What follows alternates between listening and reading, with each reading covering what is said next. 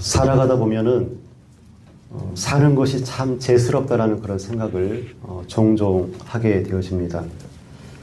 하나님 앞에 똑바로 서고 싶은데 자꾸 어긋나는 나의 삶과 신앙을 볼 때 죄스러운 마음이 들 때가 있곤 합니다. 나는 하나님 앞에 똑바로 선 사람일까? 나는 나의 신앙은 하나님 앞에 똑바로 서 있는 신앙일까? 묻곤 할 때 참 버거운 마음을 주체할 수 없을 때가 있죠. 나의 판단이나 타인의 긍정적인 판단이 아닌 그저 온전한 모습으로 하나님 앞에 온전히 서는 신앙일 수 없을까, 그런 생각을 해보곤 합니다. 오늘 시인은 1절과 2절에서 천지를 지으신 하나님에 대해서 언급을 하죠. 1절과 2절 말씀 한번 보십시다. 땅과 거기에 충만한 것과 세계와 그 가운데에 사는 자들은 다 여호와의 것이로다. 여호와께서 그 터를 바다 위에 세우시며 강들 위에 건설하셨도다. 아멘.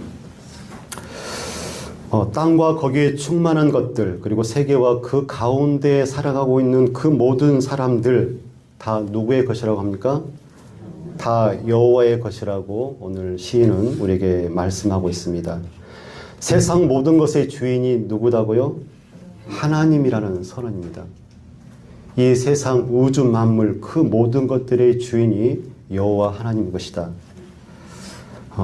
예전에 아주 옛날에 들었던 노래, 혹시 가수 민혜경 씨의 내 인생은 나의 것 들어보셨을 거라고 생각이 되어집니다. 내 인생은 나의 것, 내 인생은 나의 것, 그냥 나에게 맡겨주세요. 이게 처음 부분이고, 마지막에는 내 인생은 나의 것, 내 인생은 나의 것, 나는 모든 것 책임질 수 있어요. 많은 사람들이 이렇게 이야기하죠. 내 인생, 내 시간, 내 능력, 내 소유가 나의 것이라고 그렇게 말을 합니다. 이것은 기독교적 관점에서 보면 이것은 하나님의 주권에 대한 도전이라고 볼 수 있습니다. 쉬운 말로 반란이라고 볼 수도 있겠죠. 하나님은 에덴 동산을 만드시고 그 속에 아담과 하와를 두셨습니다. 어제 모더니 카페에서 뭐를 하나 만들고 왔습니다. 검정색 야외 테이블이 있는데 그것을 집에서 가져와서 야외에다가 설치를 했습니다. 아이보리 돌판 4개를 수평을 잡아서 놓고, 그리고 다이를 놓고, 그리고 검정색 강화 유리를 그 위에 덮었습니다. 근데 그 검정색 테이블 위에 나뭇가지가 예쁘게 그려져 있고 흔들거리고 있는 것을 보았습니다. 참 예쁘다라는 그런 생각을 했습니다. 하나님께서 만드신 에덴 동산은 얼마나 아름다웠을까요? 그 아름다운 곳에 아담과 하와는 얼마나 하나님을 영화롭게 했고, 또 그곳에서 얼마나 하나님을 즐거워하며 누렸을까요? 하지만 모든 것을 다 가지고 누릴 수는 없었죠. 한 가지가 있었죠. 그 한 가지, 선악을 알게 하는 나무, 그 나무의 열매는 먹지 말아야 됐습니다. 그러니까 그 선악을 알게 하는 그 나무는 아담과 하와의 소유가 될 수 없었던 것이죠. 그 열매는 창조주와 피조물을 구분 짓는 것이기 때문에 피조물인 아담과 하와는 그 열매를 먹거나 소유할 수 없었다라고 볼 수가 있습니다. 에덴 동산은 하나님의 것입니다. 하나님이 창조하셨으니까 그 에덴 동산은 하나님의 것이겠죠. 아담은 이렇게 하나님께 물을 수 있을 것 같습니다. 하나님, 저는 누구의 것입니까? 나는 나의 것입니까? 나는 하나님의 것입니까? 이렇게 물어볼 수도 있겠습니다. 사랑하는 성도 여러분, 아담이 누구의 것입니까? 아담이 아담의 것입니까? 하나님의 것입니까? 하나님의 것이죠. 동의하십니까? 네. 예를 들어서 고등학교를 막 졸업한 어떤 아들이 사고를 쳐서 이제 20살에 결혼을 해야 된다고 해봅시다. 연애를 해서 결혼을 했습니다. 근데 벌이가 없죠. 그래서 아빠가 집도 사주고, 그리고 집안에 여러 가지 가전제품도 사주고, 그리고 친구 회사에 아들을 집어넣어서 거기에 일할 수 있도록 도와줬습니다. 아들이 열심히 일을 해서 첫 월급을 탔습니다. 아들의 첫 월급 누구 것입니까?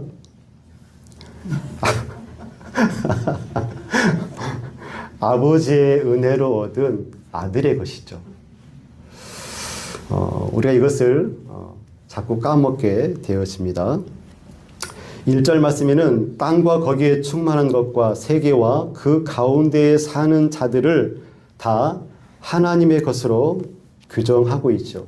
땅도 하나님의 것이요, 그리고 거기에 충만한 모든 것도 하나님의 것이고, 세계도, 그리고 그 세계 안에 살아가고 있는 그 모든 사람들도 다 하나님의 것이다.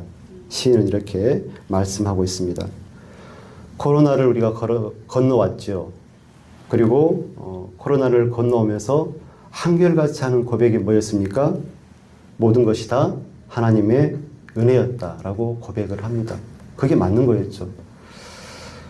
오늘 시인의 고백은 내 인생, 내 시간, 내 노력, 내 성취, 내 모든 것들이 천지를 지으신 하나님의 것이었다라고 고백합니다.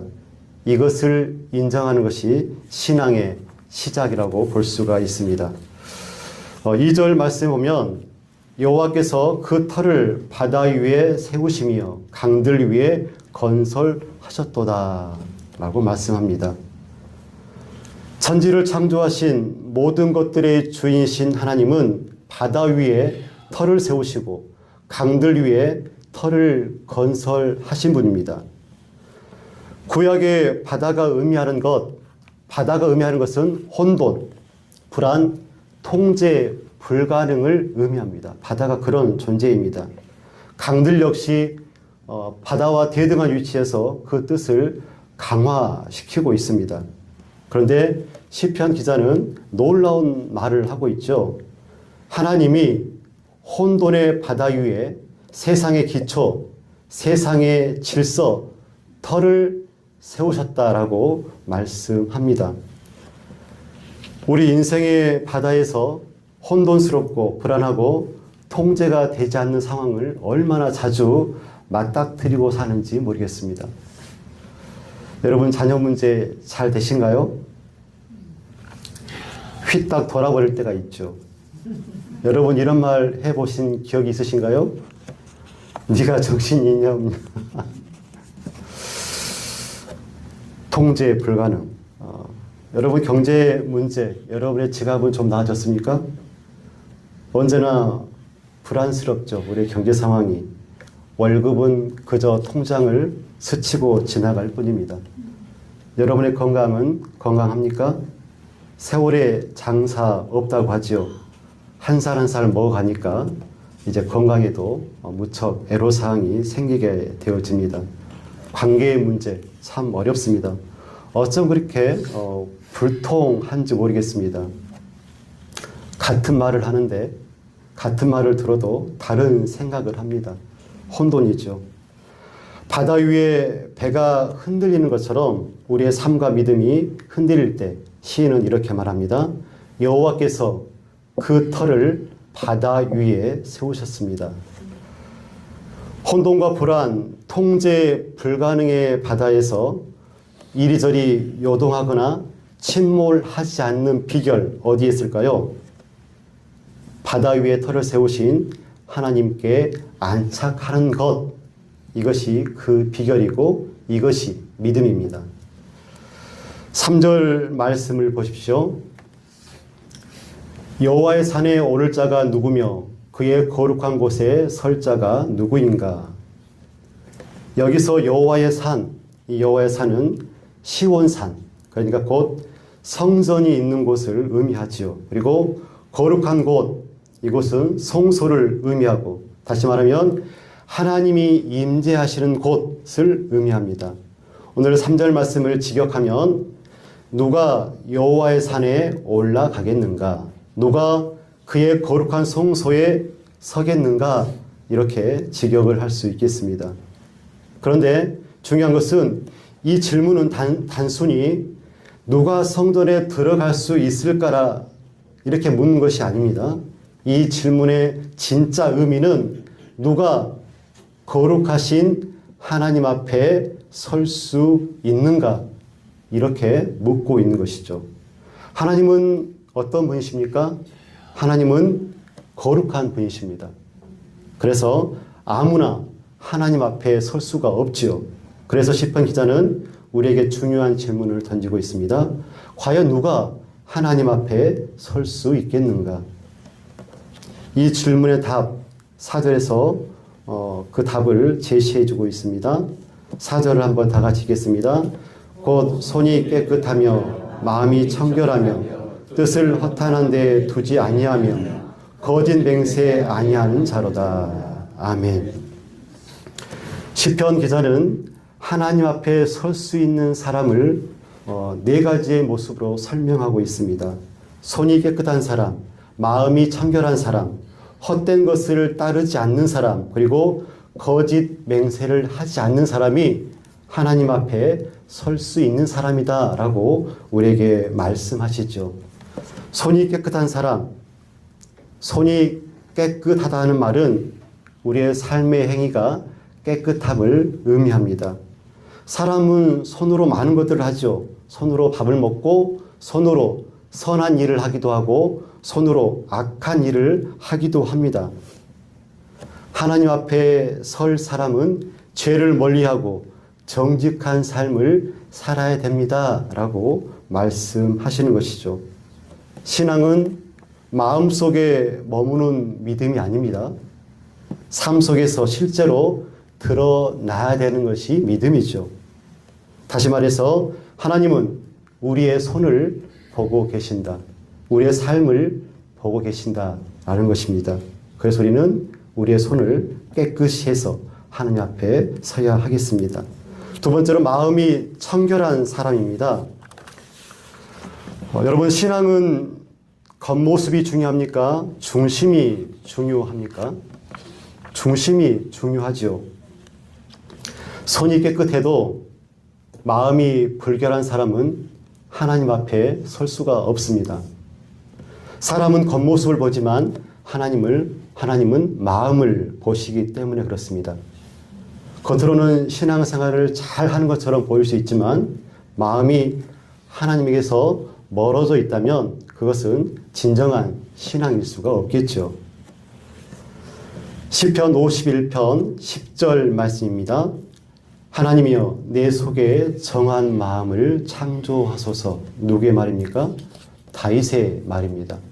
하나님, 제가 너무나 커다란 죄를 지었는데 하나님 용서해 주시고 내 속에 정한 영, 정한 마음을 창조해 주십시오 라고 기도하는 다윗의 모습을 보게 되죠. 그런 다윗을 하나님은 내 마음에 합한 사람이다 라고 말씀해 주셨습니다. 이사야서 29장 13절 말씀입니다. 이 백성이 입으로는 나를 가까이 하면서 입술로는 나를 공경하나 그들의 마음은 내게서 멀리 떠났나니. 하나님 앞에 설 사람은 외적인 모습만이 아니라 마음이 하나님을 향한 사람이어야 한다는 것입니다. 셋째로 헛된 것을 따르지 않는 사람이 하나님 앞에 설 수 있는 사람입니다. 하나님보다 더 사랑하는 것 무엇이 될 수 있습니까? 우상이 됩니다.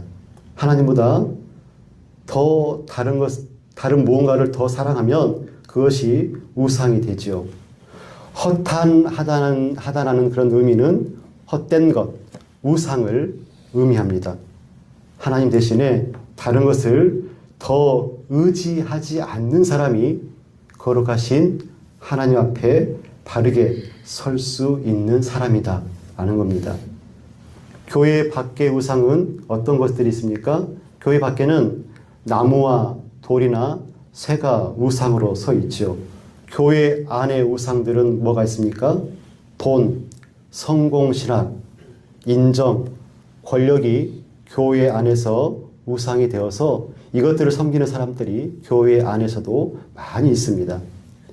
하나님 앞에 설 사람은 헛된 것들을 따르지 않고 하나님만을 삶의 중심에 두는 사람이 하나님 앞에 설 수 있는 사람입니다. 네 번째로 거짓 맹세하지 않는 사람을 이야기하고 있죠. 관계의 정직함, 거짓말하지 않는 사람, 거짓 맹세하지 않는 사람. 바른 신앙인은 어떤 사람이 바른 신앙입니까? 진실한 사람이 바른 신앙입니다.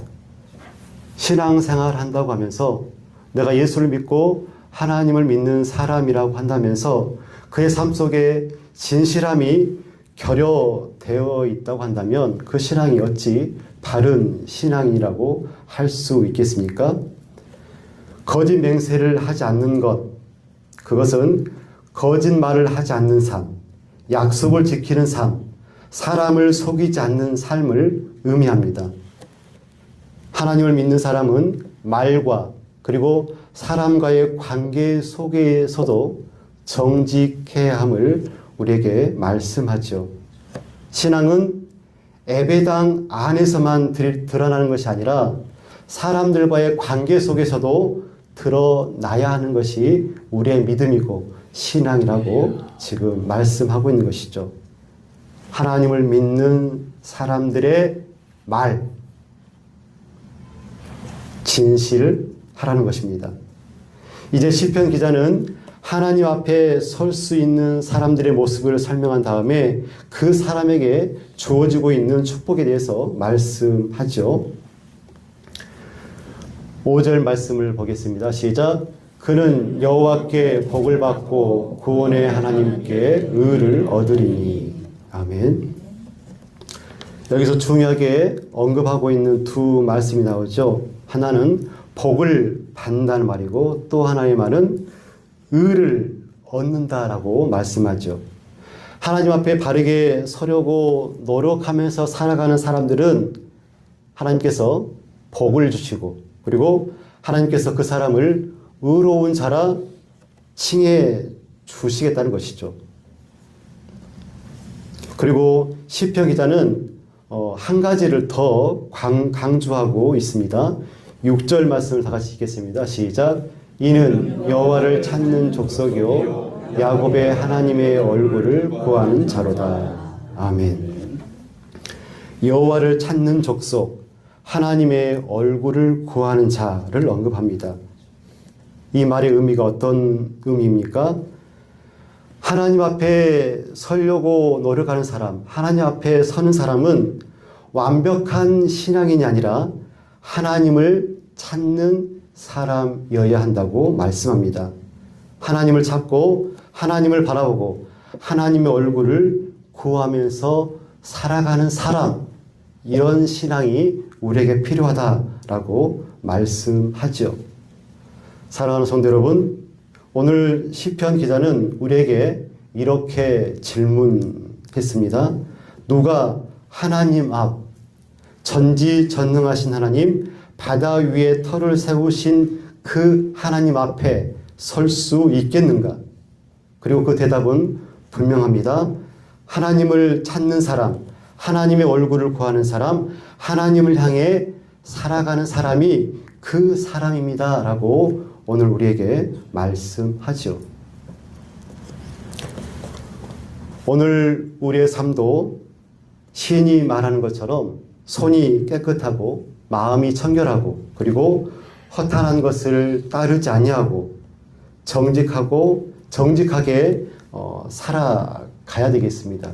무엇보다도 하나님을 찾는 신앙인의 삶을 우리가 꼭 살으시기를 간절히 부탁드립니다. 그럴 때 하나님께서 우리에게 복을 주시고 우리를 의로운 사람이라 일컬어 주실 것입니다. 그 은혜와 복이 우리에게 충만히 임하시기를 간절히 기원합니다.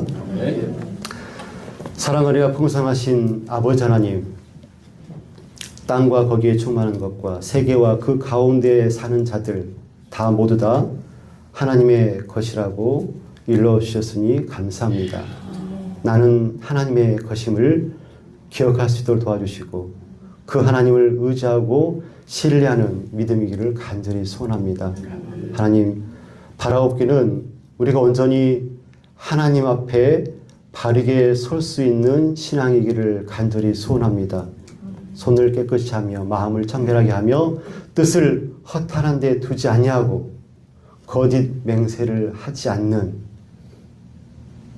거룩한 하나님의 백성으로서의 삶을 온전히 살아갈 수 있도록 하나님 도와주시옵소서. 우리는 그 모든 것들을 하려고 해도 할 수 없는 부족하고 나약하고 죄를 짓기에 너무나 쉬운 사람들이김을 알기 때문에 하나님 우리가 고백합니다. 하나님 우리가 하나님을 찾고 하나님을 구하고 하나님의 얼굴을 바라는 그런 믿음이기를 간절히 소원합니다. 그래서 시시때때로 하나님을 찾고 하나님께 구하는 믿음이기를 소원하오니 하나님 우리를 붙들어 주옵소서. 예수님의 이름으로 기도드리옵나이다.